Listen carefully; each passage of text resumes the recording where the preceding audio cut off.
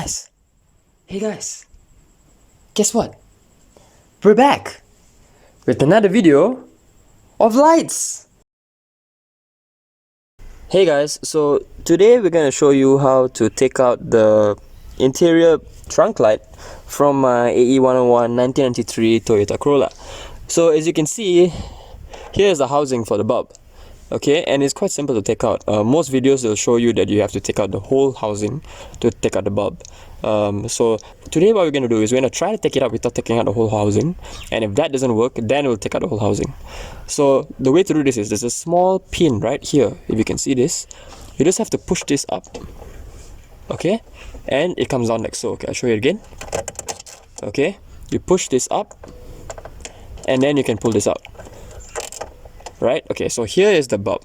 Okay, it's a T10 bulb, very common in cars. So let me just pull that out.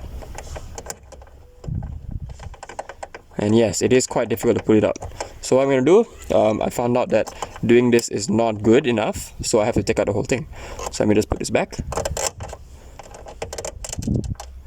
And let me just take out this whole housing. So to take out this whole housing, there's some tabs over here and over here. So I'm just going to have to pry it open with my hand, and you can get it out like so. So now we've taken up the whole housing because it's necessary, and I've opened this. So let me just pull this out. So make sure your hands are clean. Try to use gloves if you can. I'm not going to do it right now because I'm kind of lazy. Bruh. But yeah, you just have to pull this thing out slowly. Try not to pinch it too much or break the bulb, and you just have to slowly pull it out. If your hands are sweaty like mine, you can use a tissue or cloth to grab hold of the bulb and pull it out.